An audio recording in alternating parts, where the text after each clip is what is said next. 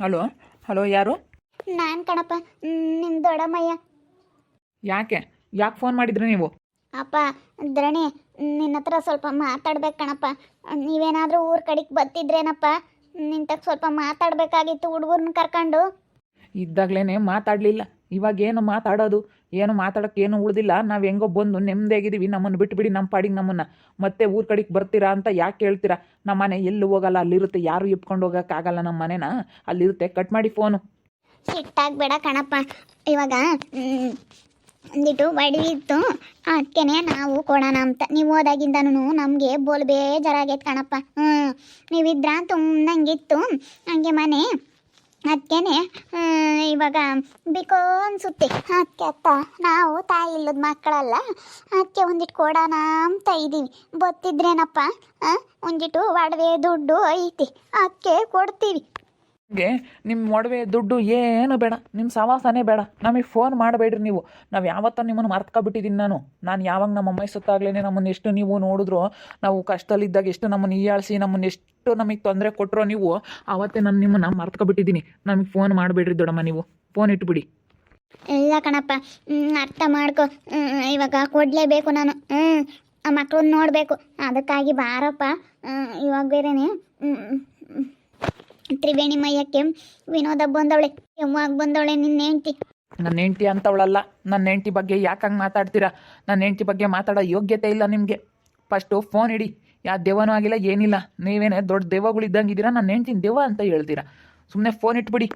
ಇಲ್ಲ ಕಣಪ್ಪ, ನಮ್ಮ ತ್ರಿವೇಣಿ ಮಯ್ಯಕ್ಕೆ ಬಂದು ಹೆಂಗೆಂಗೋ ಆಡ್ತಾ ಇದ್ದಾಳೆ. ಅದಕ್ಕಾಗಿನ ಇವಾಗ ಬಾರಪ್ಪ. ನಾನು ಒಡವೆ ದುಡ್ಡು ಎಲ್ಲ ಕೊಡೋಣ ಅಂತ ಇದ್ದೀನಿ.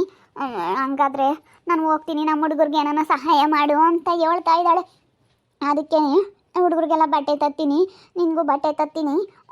ಅವಳಿಗೂ ಒಂದು ಸೀರೆ ತಂದು ಅವಳನ್ನು ಸಾಗಾಕ್ತೀನಿ. ಬಾರಪ್ಪ. ನಿಮ್ಮ ದುಡ್ಡು ಒಡವೆ ಏನು ಬೇಡ ಅಂತ ಹೇಳಿಲ್ಲ, ನಿಮ್ಮ ಬಟ್ಟೆ ಬೇಡ ಏನಿಲ್ಲ. ನಾವು ಕಷ್ಟದಲ್ಲಿಲ್ಲದ್ದು ಇವಾಗ ಏನು ಬೇಡ. ಇವಾಗ ಏನಕ್ಕೂ ನಮಗೆ ನೀನು ಕೊಟ್ಟರೆ ಏನಕ್ಕೂ ಪ್ರಯೋಜನ ಇಲ್ಲ. ಕಷ್ಟದಲ್ಲಿ ನೀವು ಕೈ ಹಿಡ್ದಿದ್ರೆ ನೆನೆಸ್ಕೊತಿದ್ದೆ ನಾನು. ಅವತ್ತಂತ ಕಷ್ಟದಲ್ಲೇ ನೀವು ಕೈ ಹಿಡಿಲಿಲ್ಲ ಅಂದಮೇಲೆ ಇವತ್ತೆಲ್ಲ ನಿಮ್ಮ ದುಡ್ಡು ಒಡವೆ ತಗೊಂಡು ನಾನು ಏನು ಮಾಡಲಿ? ಏನು ಬೇಡ, ಫೋನ್ ಇಟ್ಬಿಡಿ. ಧರಣಿ ಧರಣಿ ಧರಣಿ, ಏನಪ್ಪ ಕೇಳಪ್ಪ, ಫೋನ್ ಕಟ್ ಮಾಡಬೇಡ. ಯಾರದ್ರಿ ಫೋನು? ಯಾಕಂಗೆ ಸಿಟ್ಟಾಗಿದ್ದೀರಾ? ನಮ್ಮ ದೊಡ್ಡಮ್ಮ ಇವಾಗ ಆ ತ್ರಿವೇಣಿ ಮಯ್ಯಗೆ ಯಾವ ದೆವ್ವ ಆಯ್ತೋ ಏನೋ, ವಿನೋದ ದೆವ್ವ ಆಗಿ ಬಂದಿದ್ದಾಳೆ ಅಂತ ಹೇಳಿ ಹೇಳ್ತಾ ಐತೆ.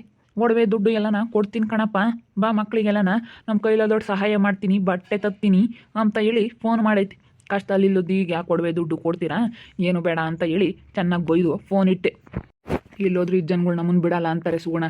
ಎಲ್ಲೋದ್ರೂ ನಮ್ಗೆ ತೊಂದರೆ ಕೊಡೋದಕ್ಕೆ ಬರ್ತಾರೆ ಅಲ್ಲ. ಫೋನ್ ಬೇರೆ ಮಾಡಿ ಅಲ್ಲಿದ್ದಾಗ ಒಂದಿನ ಮಾತಾಡಿಸ್ಲಿಲ್ಲ, ನಮಗೆ ಏನು ಮಾಡ್ಕೊಂಡ್ರಪ್ಪ ಏನು ಅಂತ ಹೇಳಿ ಮಾತಾಡಿಸ್ತಿಲ್ದವರು ಇವಾಗ ಫೋನ್ ಮಾಡವ್ರೆ. ಊರ ಕಡೆಗೆ ಏನಾದರೂ ಬರ್ತೀರೇನಪ್ಪ, ಒಂದಿಷ್ಟು ಒಡವೆ ದುಡ್ಡು ಐತೆ ಕೊಡ್ತೀನಿ ಅಂತ ಹೇಳಿ ಈಗ ಫೋನ್ ಮಾಡೈತೆ. ಯಾರು ದಣಿ, ಯಾಕಂಗೆ ಸಿಟ್ಟಾಗ್ತಾ ಇದೆಯಾ? ಯಾರು ಫೋನ್ ಮಾಡಿದ್ದು? ಯಾರಂದರೆ ಅದು ದೊಡ್ಡಮ್ಮ. ಒಡವೆ ದುಡ್ಡು ಎಲ್ಲ ಕೊಡ್ತೀನಿ ಕಣಪ್ಪ, ಮಕ್ಳು ಕಟ್ಕೊಂಬ. ಊರ ಕಡೆಗೆ ಏನಾರ ಬರ್ತಿದ್ದ, ಸ್ವಲ್ಪ ದುಡ್ಡು ಕೊಡ್ತಿದ್ವಿ, ತಾಯಿ ಇಲ್ಲದ ಮಕ್ಳನ್ನ ನೋಡ್ಕೋಬೇಕು, ಅದಕ್ಕೆ ನೋಡ್ಕೊತೀವಿ ಅಂತ ಹೇಳಿ ಫೋನ್ ಮಾಡೈತೆ ಕಣಪ್ಪ. ಇವಾಗ ಯಾಕೆ ಕೊಡ್ತಾರಂತೆ? ಅವಾಗ ಕಷ್ಟಾಗಿಲ್ಲದ್ದು ಏನು ಬೇಡ, ಅದನ್ನ ಎಲ್ಲ ನೀವೇ ಇಕ್ಕೊಂಡು ನೀವೇ ಇನ್ನೂ ಸೌಕರ್ಯ ಆಗ್ರಿ ಅಂತ ಹೇಳಿ ಹೇಳು. ಅವಾಗ ಕಷ್ಟಕ್ಕೆ ಕೊಡಲಿಲ್ಲ, ನನ್ನ ಹೆಂಡ್ತಿಗೆ ಹುಷಾರಿಲ್ದಾಗ ಹಾಸ್ಪಿಟ್ಲಿಗೆ ಸೇರಿಸ್ದಾಗ ಕೊಡಲಿಲ್ಲ, ನನ್ನ ಸಸಿ ಚೆನ್ನಾಗಿಲ್ದಾಗ ಕೊಡಲಿಲ್ಲ. ಇವಾಗ ಅವ್ರು ದುಡ್ಡು ಕೊಡ್ಬೇಕು ತಗೊಂಡು ನಾನು ಏನು ಮಾಡೋಣ? ನಾನು ಹಂಗೆ ಹೇಳ್ದೆ ಕಣಪ್ಪ. ಏನು ಬೇಡ, ಕಷ್ಟ ಆಗಿಲ್ಲದೆಲ್ಲ ಇವಾಗ ಯಾಕೆ, ನಮಗೇನು ಬೇಡ, ನಾವು ಬರೋದಿಲ್ಲ, ನಾವು ಊರ ಕಡೆಗೆ ಬರೋದೇ ಇಲ್ಲ ಅಂತ ಹೇಳಿದ್ವಿ. ಹುಡುಗರಿಗೆ ಎಲ್ಲ ಸ್ಕೂಲ್ ಐತೆ, ಅದಕ್ಕೆ ಹೋಗಲ್ಲ, ಏನಿಲ್ಲ, ಸುಮ್ಮನೆ ಯಾಕೆ ಹೋಗೋಣ? ಇವಾಗ ಅವ್ರ ತಗ ನಾವು 1 ರೂಪಾಯಿನೂ ಅವ್ರು ಕೊಟ್ಟಿರೋ ದುಡ್ಡಾಗಲಿ ಒಡವೆ ಆಗಲಿ ಏನು ಮುಟ್ಟಲ್ಲ. ಬಿಡ್ರಿ, ಏನು ಬೇಡ. ಅವ್ರು ಕೊಟ್ಟಿರೋದು ಇನ್ನೆಷ್ಟು ದಿನ ಇರುತ್ತೆ? ಒಬ್ರು ಕೊಟ್ಟಿರೋದಕ್ಕೆ ನಾವು ಕೊಡ್ತಾರೆ ಅಂತ ಹೇಳಿ ಆಸೆ ಬೀಳಬಾರ್ದು. ಅವ್ರು ಕೊಟ್ಟಿರೋದು ಎಷ್ಟು ದಿವಸ ಇರುತ್ತೆ ಬಿಡು, ಏನು ಬೇಡ. ನಮ್ಮ ಅಮ್ಮಗೆ ಚೆನ್ನಾಗಿಲ್ದಾಗ ಆಸ್ಪತ್ರೆಗಿದ್ದಾಗ ದುಡ್ಡು ಇರಲಿಲ್ಲ ಸುಗುಣ.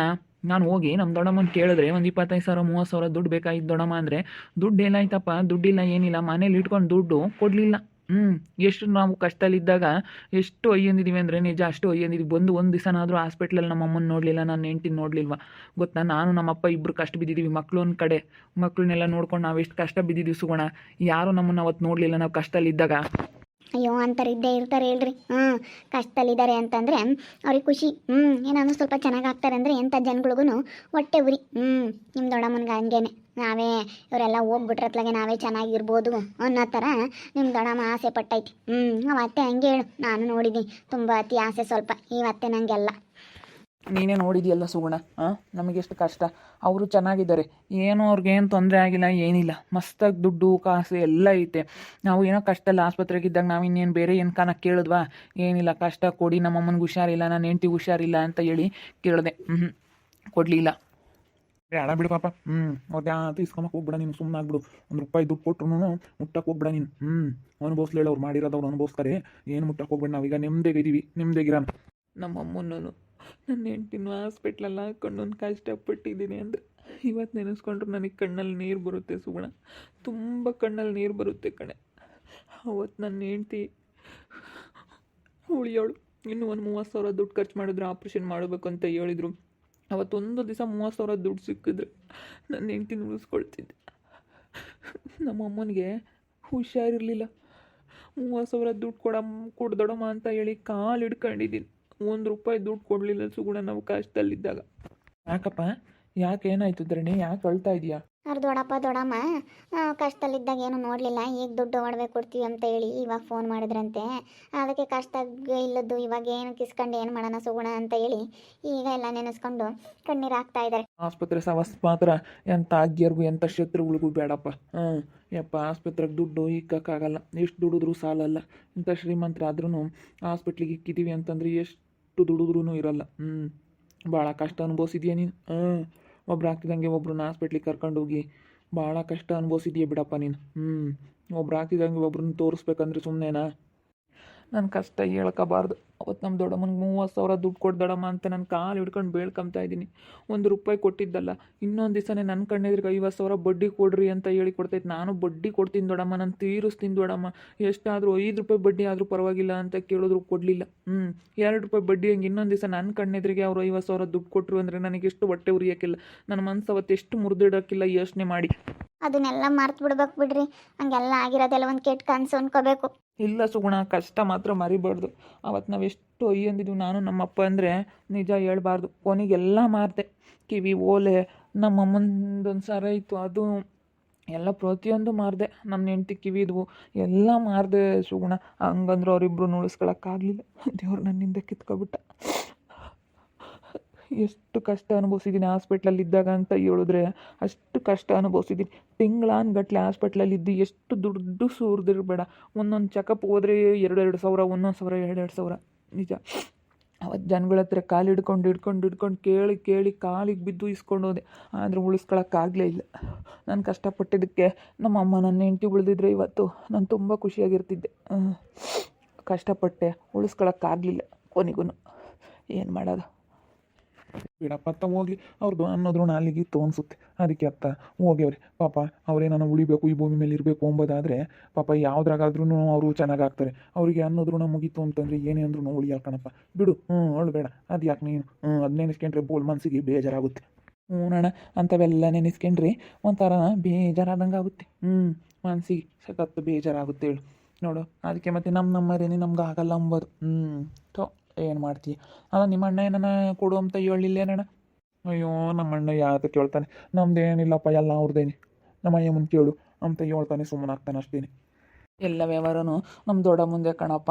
ಎಲ್ಲ ವ್ಯವಹಾರನೂ ದೊಡ್ಡ ಮುಂದೆ ಆಗಿರೋದ್ರಿಂದನ ಏನು ದುಡ್ಡು ಕೇಳಿದ್ರು ದೊಡ್ಡಪ್ಪನ ಕೇಳಿದ್ರು ನಂದೇನಿಲ್ಲಪ್ಪ, ನಿಮ್ಮ ದೊಡ್ಡ ಮುಂದೆ ಕೇಳು ಅಂತ ಹೇಳೋದು.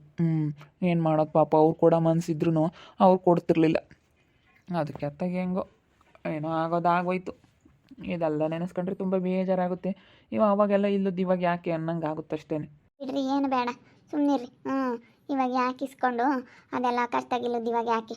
ನಾನು ಮಾಡಿರೋ ಸಾಲದಾಗಪ್ಪ 3/4% ಸಾಲ ತೀರಿಸಿದ್ದೀನಿ. ಇವಾಗ 8.25% ಐತೆ. ಅದು ತೀರಿದ್ರೆ ನೆಮ್ಮದಿ ಆಗ್ತೈತೆ. ನನ್ನ ಮಕ್ಳನ್ನ ಓದಿಸ್ಕೊಂಡು ಚೆನ್ನಾಗಿರ್ತೀನಿ. ಬಿಡು, ಕಷ್ಟ ಅನುಭವಿಸಿದ್ಯಲ್ಲ, ಇನ್ಮೇಲೆ ಸುಖವಾಗಿರ್ತೀಯ. ಇಷ್ಟು ದಿವಸ ಅಂತೂ ಕಷ್ಟ ಅನುಭವಿಸಿದ್ಯಾ. ನನಗೆ ಇವಾಗ ಹೇಳ್ಬೇಕಂದ್ರೆ ಸುಗುಣ ಸಿಕ್ಕಿರೋದ್ರಿಂದಲೇ ನನಗೊಂಥರ ಧೈರ್ಯ. ಮುಂಚೆನೂ ನನಗೆ ಯಾಕಪ್ಪ ದೇವ್ರೆ ನಮಗಿಂತ ಕಷ್ಟ ಕೊಟ್ಟಿದ್ಯಾ ಅನ್ನಂಗೆ ಆಗೋದು. ಮಕ್ಕಳು ನೋಡ್ಕೋಬೇಕಾಗಿತ್ತು, ತುಂಬ ಕಷ್ಟ ಇತ್ತು. ಇವಾಗೇನೋ ಒಂಥರ ಧೈರ್ಯವಾಗಿದ್ದೀನಿ. ನಾನು ಅನುಭವಿಸಿರೋ ಕಷ್ಟ ಅಂತೂ ಯಾರಿಗೂ ಬೇಡ. ನಮ್ಮಮ್ಮ ನನ್ನ ಹೆಂಡ್ತಿನ ಹಾಸ್ಪಿಟ್ಲಲ್ಲಿ ಇಟ್ಕೊಂಡು ತುಂಬ ಕಷ್ಟಪಟ್ಟಿದ್ದೀನಿ. ನಮ್ಮಮ್ಮ ಸತಿ 6 ತಿಂಗಳ ಒಳಗಡೆ ಮತ್ತು ನನ್ನ ಹೆಂಡ್ತಿ ಹುಷಾರಿಲ್ದಂಗೆ ಆಯಿತು. ಮತ್ತು ಅವಳನ್ನ ಹಾಸ್ಪಿಟ್ಲಿಗೆ ತೋರಿಸ್ಬೇಕಾಗಿತ್ತು. ಒಬ್ರಿಗೊಬ್ರು ಹಿಂಗೆ ಆದರೆ ಇಂಥ ಏಟ್ ಮೇಲೆ ಏಟ್ ಬಡಿದ್ರೆ ಯಾವ ಮನುಷ್ಯ ತಾನೇ ಸಹಿಸ್ಕೊಂಡು ಸುಮ್ಮನಿರೋಕ್ಕಾಗುತ್ತೆ ಹೇಳಿ? ಸಹಿಸ್ಕೊಳ್ಳೋಕ್ಕಾಗಲ್ಲ, ಅರ್ಗಿಸ್ಕೊಳ್ಳೋಕ್ಕಾಗಲ್ಲ. ಏಟ್ ಮೇಲೆ ಬಿದ್ದರೆ ಎಷ್ಟಂತ ಸುಧಾರಿಸ್ಕೊಳ್ಳೋಕ್ಕಾಗಲ್ಲ. ನಾನು ತುಂಬ ಕಷ್ಟಪಟ್ಬಿಟ್ಟೆ. ಏನು ಮಾಡೋದು, ಅಷ್ಟು ಕಷ್ಟ ಅನುಭವಿಸ್ದೆ. ಆವಾಗೆಲ್ಲ ನಮ್ಮ ದೊಡ್ಡಮ್ಮನ ಎಷ್ಟು ಕೇಳ್ಕೊಂಡೆ, ನಮ್ಮ ದೊಡ್ಡಮ್ಮನ ಎಷ್ಟು ಕಾಲು ಹಿಡ್ಕೊಂಡು ಬೇಡ್ಕೊಂಡಿದ್ದೀನಿ, ಕೊಡು ದೊಡ್ಡಮ್ಮ ಅಂತ. ₹1 ಕೊಡಲಿಲ್ಲ ಅವರು. ಅವತ್ತೇನಾದರೂ ಕೊಟ್ಟಿದ್ರೆ ಚೆನ್ನಾಗಾಗೋರು ಏನೋ ನಮ್ಮಮ್ಮ. ಅವತ್ತು ದುಡ್ಡು ಇರಲಿಲ್ಲ. ಅಂಥ ಪರಿಸ್ಥಿತಿಲಿ ಹಾಸ್ಪಿಟ್ಲಲ್ಲೆಲ್ಲ ನಾನು ಬಿಲ್ಗಳು ಕಟ್ಟಿದ್ರೇ ಟ್ರೀಟ್ಮೆಂಟ್ ಕೊಡೋದು. ಏನು ಮಾಡೋದು, ತುಂಬ ಅನುಭವಿಸ್ಬಿಟ್ವಿ. ಆವಾಗೆಲ್ಲ ಇಲ್ಲದ್ದು. ಇವಾಗ ಯಾಕೆ ನಾನು ₹1 ಅವ್ರು ಕೊಟ್ಟಿರೋದು ದುಡ್ಡು ಮುಟ್ಟೋದಿಲ್ಲ, ಬೇಡ. ಇಷ್ಟೇ ಸಾಲ ತೀರಿಸಿದ್ದೀನಿ, ದುಡ್ಡು ತೀರಿಸ್ಬಿಟ್ಟೆ ಎಲ್ಲ. ಇನ್ನೊಂದು 3/4% ತೀರಿಸಿದ್ದೀನಿ, ಇನ್ನು 1/4% ಐತೆ, ಅದನ್ನು ತೀರಿಸ್ತೀನಿ. ತೀರಿಸಿ ಸಿಗೋಣ, ನನ್ನ ಮಕ್ಕಳು ನಾವೆಲ್ಲ ಚೆನ್ನಾಗಿರ್ತೀವಿ. ಹೆಂಗೋ ದೇವ್ರೊಬ್ಬನು ಕಷ್ಟ ಒಂದು ಕೊಡ್ದಂಗೆ. ಇವ ಹಾಸ್ಪಿಟ್ಲು ಸವಾಸ ಮಾತ್ರ ಎಂಥವ್ರಿಗೂ ಬೇಡ. ಯಾಕಂದರೆ ನಾನು ತಿಂಗಳನ್ಗಟ್ಲೆ ನಮ್ಮ ಅಮ್ಮನ್ನು ನನ್ನ ಹೆಂಡ್ತಿನ ಹಾಸ್ಪಿಟ್ಲಲ್ಲಿ ಇಟ್ಕೊಂಡು ತುಂಬ ಕಷ್ಟ ಅನುಭವಿಸಿದ್ದೀನಿ. ಹೇಳ್ಬಾರ್ದು, ಅದು ಎಂಥ ಹಿಂಸೆ ಅಂದರೆ ನಿಜ, ತುಂಬ ಕಷ್ಟ. ಹೇಳ್ಬಾರ್ದು, ಅಂಥ ಚಿತ್ರಹಿಂಸೆ ಯಾರಿಗೂ ಬೇಡ. ಯಪ್ಪ, ನೋಡ್ತಾ ಇರ್ರಿ, ನನಗಾಗ್ಬೋದು ಅಂತ ಮುಂದಿನ ಭಾಗದಲ್ಲಿ ನೋಡ್ತಾ ಇರ್ರಿ. ಹಾಗೆ ವಿಡಿಯೋ ಬಗ್ಗೆ ನಿಮ್ಮ ಅಭಿಪ್ರಾಯನ ಕಮೆಂಟ್ ಮಾಡಿರಿ. ಹಾಗೆ ವಿಡಿಯೋ ಇಷ್ಟ ಆಗಿದ್ರೆ ಲೈಕ್ ಮಾಡಿ, ಶೇರ್ ಮಾಡಿ. ಇನ್ನೂ ನಮ್ಮ ಚಾನಲ್ನ ಯಾರೇ ಸಬ್ಸ್ಕ್ರೈಬ್ ಮಾಡ್ಕೊಂಡಿಲ್ಲ, ತಪ್ಪದೆ ಕೂಡಲೇ ಸಬ್ಸ್ಕ್ರೈಬ್ ಮಾಡ್ಕೊಳ್ಳಿ. ಓಕೆ ವೀಕ್ಷಕರೇ, ಧನ್ಯವಾದಗಳು.